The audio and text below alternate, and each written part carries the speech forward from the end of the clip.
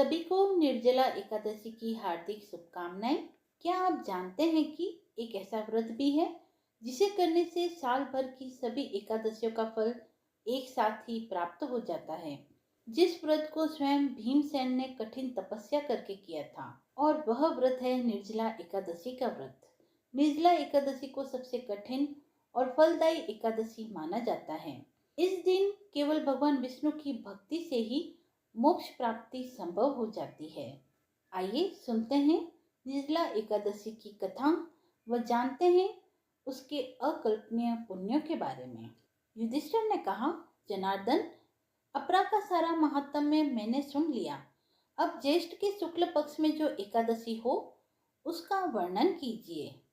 भगवान श्री कृष्ण बोले, राजन, इसका वर्णन परम धर्मात्मा सत्यवती नंदन व्यास जी करेंगे, क्योंकि ये संपूर्ण शास्त्रों के तत्वज्ञ और वेद वेदांगों के पारंगत विद्वान हैं। तब वेद व्यास जी कहने लगे, दोनों ही पक्षों की एकादशी को भोजन न करें। द्वादशी को स्नान आदि से पवित्र हो, फूलों से भगवान केशव की पूजा करके नित्य कर्म समाप्त होने के पश्चात पहले ब्राह्मणों को भोजन देकर अंत में स्वयं भोजन करें। राजन, जनना शौच और मरना शौच में भी एकादशी को भोजन नहीं करना चाहिए। यह सुनकर भीमसेन बोले, परम बुद्धिमान पितामह, मेरी उत्तम बात सुनिए। राजा युधिष्ठिर, माता कुंती, द्रौपदी, अर्जुन, नकुल और सहदेव ये एकादशी को कभी भोजन नहीं करते, तथा मुझसे भी हमेशा यही कहते हैं कि भीमसेन, तुम भी एकादशी को भोजन न किया करो। किंतु मैं इन लोगों से यही कह दिया करता हूँ कि मुझसे भूख सहन नहीं होती। भीमसेन की बात सुनकर व्यास जी ने कहा, यदि तुम्हें स्वर्गलोक की प्राप्ति अभिष्ट है और नरक को दूषित समझते हो, तो दोनों पक्षों की एकादशी को भोजन न किया करो। भीमसेन बोले, महाबुद्धिमान पितामह, मैं आपके सामने सच्ची बात कहता हूँ। एक बार भोजन करके भी मुझसे व्रत नहीं किया जाता, फिर उपवास करके तो मैं रह ही कैसे सकता हूँ। मेरे उदर में वक्र नामक अग्नि सदा प्रज्वलित रहती है, अतः जब मैं बहुत अधिक खाता हूँ तभी यह शांत होती है। इसलिए महामुने, मैं वर्ष भर में केवल एक ही उपवास कर सकता हूँ, जिससे स्वर्ग की प्राप्ति सुलभ हो तथा जिसके करने से मैं कल्याण का भागी हो सकूं। ऐसा कोई एक व्रत निश्चय करके बतलाइए, मैं उसका यथोचित रूप से पालन अवश्य करूंगा। व्यास जी ने कहा, भीम, ज्येष्ठ मास में सूर्य वृष राशि पर हो या मिथुन राशि पर, शुक्ल पक्ष में जो एकादशी हो उसका यत्न पूर्वक निर्जल व्रत करो। केवल कुल्ला या आचमन करने के लिए मुख में जल डाल सकते हो। उसको छोड़कर और किसी प्रकार का जल विद्वान पुरुष मुख में न डाले, अन्यथा व्रत भंग हो जाता है। एकादशी को सूर्योदय से लेकर दूसरे दिन के सूर्योदय तक मनुष्य जल का त्याग करे तो यह व्रत पूर्ण होता है। तदंतर द्वादशी को निर्मल प्रभात काल में स्नान करके ब्राह्मणों को विधि पूर्वक जल और स्वर्ण का दान करें। इस प्रकार सब कार्य पूरा करके जितेंद्रिय पुरुष ब्राह्मणों के साथ भोजन करे। वर्ष भर में जितनी एकादशी होती है उन सब का फल निर्जला एकादशी के सेवन से मनुष्य प्राप्त कर लेता है। इसमें तनिक भी संदेह नहीं है। शंख चक्र गदा धारण करने वाले भगवान केशव ने मुझसे कहा था कि यदि मानव सबको छोड़कर एकमात्र मेरी शरण में आ जाए और एकादशी को निराहार रहे तो वह सब पापों से छूट जाता है। एकादशी व्रत करने वाले पुरुष के पास विशालकाय विकराल आकृति और काले रंग वाले दंड पासधारी भयंकर यमदूत नहीं जाते। अंतकाल में पीतांबरधारी, सौम्य स्वभाव वाले, हाथ में सुदर्शन धारण करने वाले और मन के समान वेगशाली विष्णुदूत आकर इस वैष्णव पुरुष को भगवान विष्णु के धाम ले जाते हैं।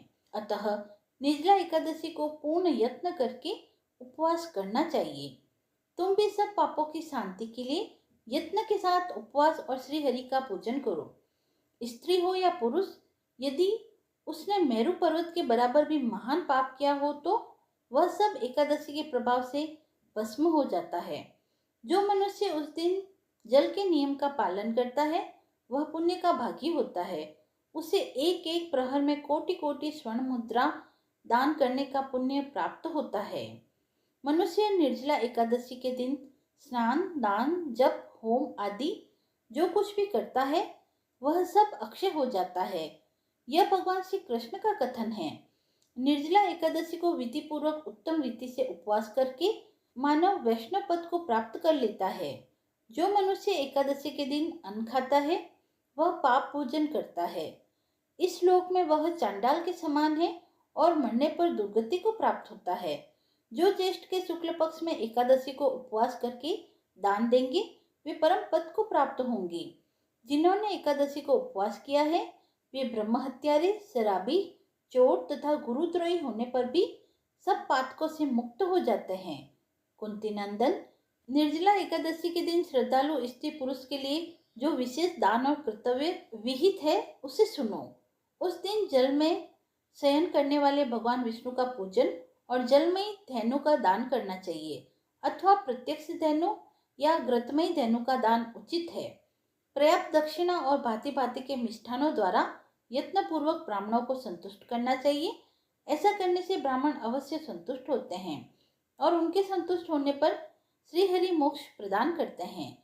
जिन्होंने शम, दम और दान में प्रवृत्त हो श्री हरि की पूजा और रात्रि में जागरण करते हुए इस निर्जला एकादशी का व्रत किया है उन्होंने अपने साथ ही बीती हुई 100 पीढ़ियों को और आने वाली 100 पीढ़ियों को भगवान विष्णु के परम धाम में पहुंचा दिया है।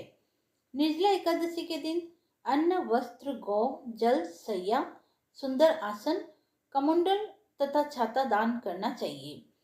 जो श्रेष्ठ एवं सुपात्र ब्राह्मण को जूता दान करता है वह सोने के विमान पर बैठकर स्वर्ग लोक में प्रतिष्ठित होता है। जो इस एकादशी की महिमा को भक्ति पूर्वक सुनता तथा जो भक्ति पूर्वक उसका वर्णन करता है वे दोनों स्वर्ग लोक में जाते हैं। चतुर्दशी युक्त अमावस्या को सूर्य ग्रहण के समय श्राद्ध करके मनुष्य जिस फल को प्राप्त करता है वही इसके श्रवण से भी प्राप्त हो जाता है। पहले दंत धानव करके यह नियम लेना चाहिए कि मैं भगवान केशव की प्रसन्नता के लिए एकादशी को निराहार रखकर आचमन के सिवा दूसरे जल का भी त्याग करूंगा। द्वादशी को देव देवेश्वर भगवान विष्णु का पूजन करना चाहिए। गंध, धूप, पुष्प और सुंदर वस्त्र से विधि पूर्वक पूजन करके जल का कड़ा संकल्प करते हुए निम्नलिखित मंत्र का उच्चारण करें। संसार सागर से तारने वाले देव देव ऋषिकेश, इस जल के घड़े का दान करने से आप मुझे परम गति की प्राप्ति कराइए। भीमसेन, ज्येष्ठ मास में शुक्ल पक्ष की जो शुभ एकादशी होती है उसका निर्जल व्रत करना चाहिए तथा उस दिन श्रेष्ठ ब्राह्मणों को शक्कर के साथ जल की घड़ी का दान करना चाहिए। ऐसा करने से मनुष्य भगवान विष्णु के समीप पहुंचकर आनंद का अनुभव करता है। तत्पश्चात द्वादशी को ब्राह्मण भोजन कराने के बाद स्वयं भोजन करें। जो इस प्रकार पूर्ण रूप से पापनाशिनी एकादशी का व्रत करता है वह सब पापों से मुक्त हो अनामय पद को प्राप्त होता है। यह सुनकर भीमसेन ने भी इस शुभ एकादशी का व्रत करना आरंभ कर दिया। तब से इस श्लोक में पांडव द्वादशी के नाम से यह एकादशी विख्यात हुई। एकादशी की व्रत कथा समाप्त हुई। जो भी भक्त श्रद्धा से यह व्रत करता है वह रोग, दरिद्रता, पाप और मृत्यु के भय से मुक्त हो जाता है। निर्जला एकादशी का व्रत करने से गंगा स्नान, तीर्थ यात्रा और ब्राह्मण सेवा से भी श्रेष्ठ पुण्य प्राप्त होता है। बोलिए विष्णु भगवान की जय। यदि आपको यह वीडियो पसंद आया हो तो आप मेरे चैनल को लाइक, शेयर एंड सब्सक्राइब करें। धन्यवाद।